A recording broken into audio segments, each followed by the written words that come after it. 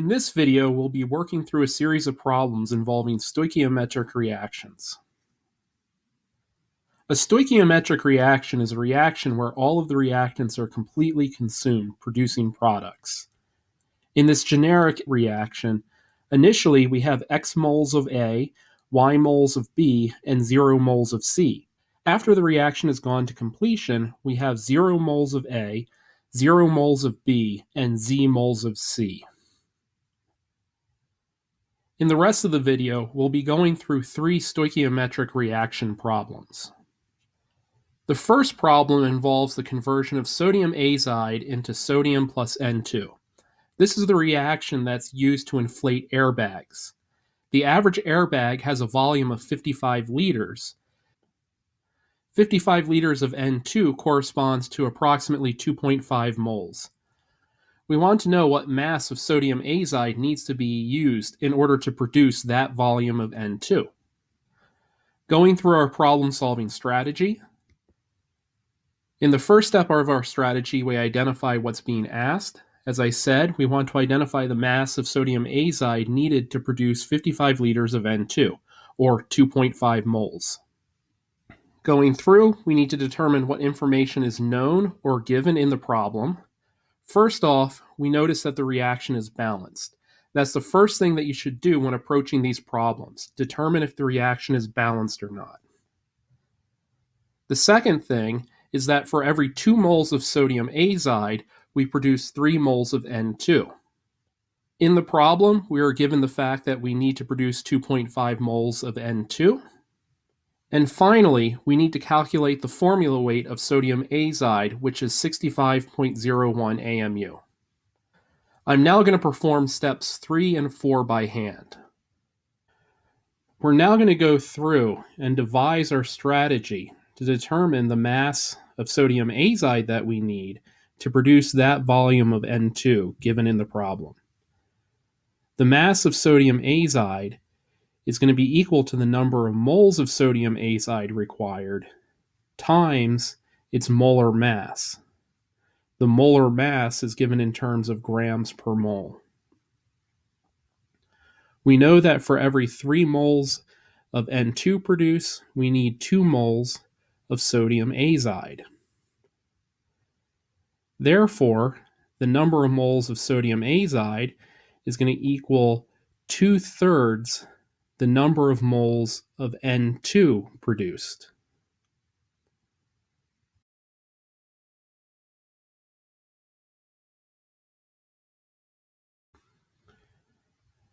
We're now going to go through and we're going to implement our strategy.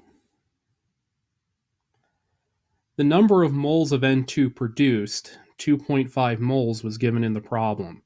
So we're going to take 2 moles of sodium azide divided by 3 moles of N2, multiply that by 2.5 moles. Moles of N2 cancel out. We're left with 1.667 moles of sodium azide.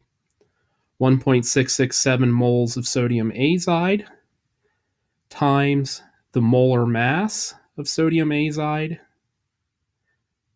canceling out moles, yields the mass of sodium azide required, 108 grams. We're now going to use approximations to determine if 108 grams is a reasonable solution. We're going to round the formula weight of sodium azide to about 60 grams per mole. We're going to round the number of moles of N2 produced up to 3. We know we need a mole ratio of 2 to 3.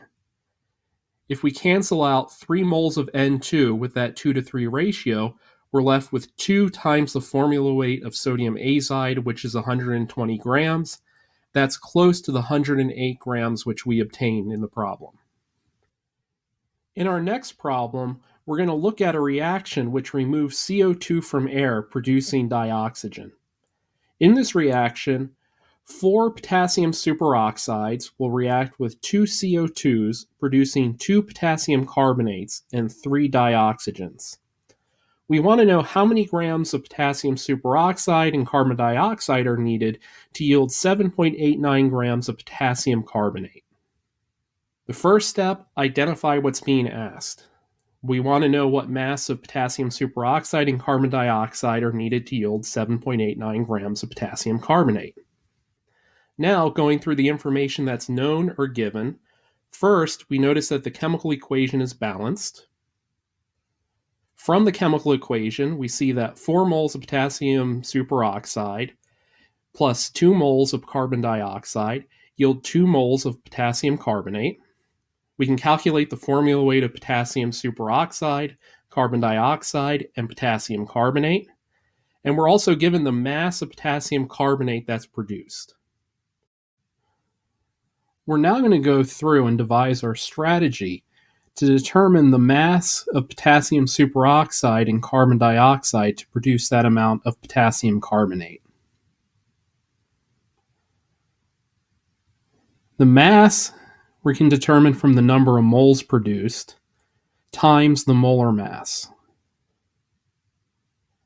We know that we need 4 potassium superoxides to 2 potassium carbonates, or a 2-to-1 molar ratio.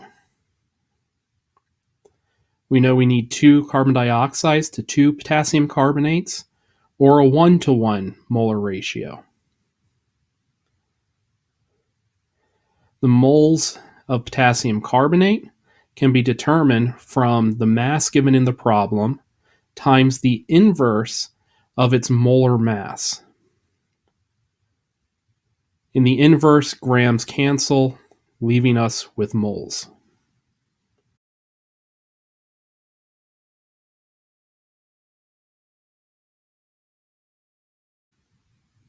Going through and implementing our strategy, first determining the number of moles of potassium carbonate, 7.89 grams times the inverse of the molar mass. This yields 0.05709 moles. The mass of carbon dioxide is 0.05709 moles times its molar mass, 44.01 grams per mole, which equals 2.51 grams. The mass of potassium superoxide is equal to 2 times 0.05709 moles times its molar mass, 71.10 grams per mole, which equals 4.06 grams. Now we're going to go through and determine if the values we obtained for potassium superoxide and carbon dioxide are reasonable. We're going to approximate the formula weight of potassium carbonate as 2 times potassium superoxide and 3 times that of carbon dioxide. We're going to estimate the mass of potassium carbonate as 8 grams. The mass of carbon dioxide that we would obtain would then be 8 divided by 3, which is approximately 2.5 grams, and the mass of potassium superoxide would be 8 divided by 2, which is approximately 4 grams. Those are close to the values that we obtain working through the problem. In this third problem, we're going to calculate a percent yield. A percent yield accounts for the difference in mass between what you calculate you should obtain and what you actually obtain. This is important because it's very rare that a reaction will yield exactly the amount of product that you predict. The equation for percent yield is the mass that you obtain divided by the mass that you predict if the reaction went to 100% completion times 100%. In this problem, we're decomposing lead carbonate into lead oxide and carbon dioxide. If we form 9.7 grams of lead oxide from 18.3 grams of lead carbonate, what is the percent yield of this reaction? We're looking for the percent yield of the lead oxide produced from 18.3 grams of lead carbonate. We're now going to go through and determine what's known and what's given. The first thing that we know is that the reaction is balanced. We know from the reaction that 1 mole of lead carbonate will produce 1 mole of lead oxide. We know the formula weights of lead carbonate and lead oxide, as well as the masses of lead carbonate and lead oxide used in the problem.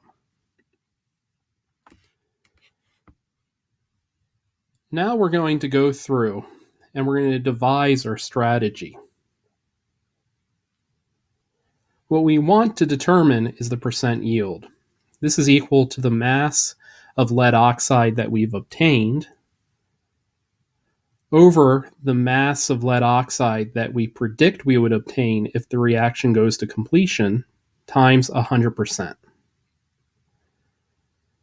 The mass of lead oxide can be determined from the number of moles of lead oxide produced times its molar mass.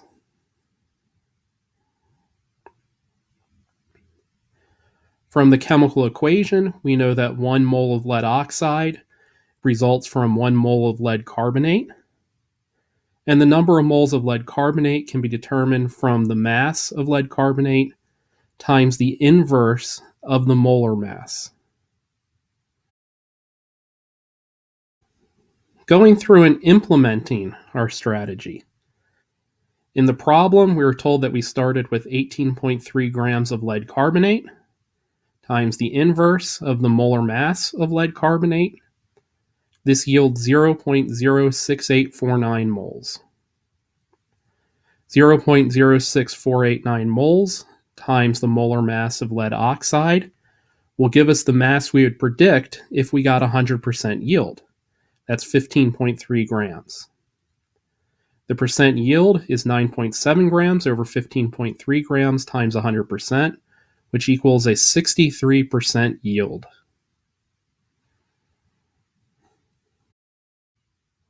We're going to approximate the ratio of the lead oxide to lead carbonate formula weights as 0.8.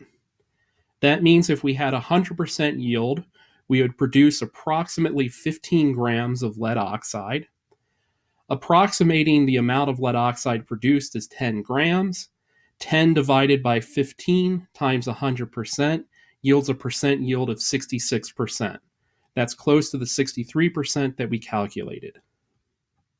In the next video, we'll be defining limiting reagents and going through several problems dealing with limiting reagents.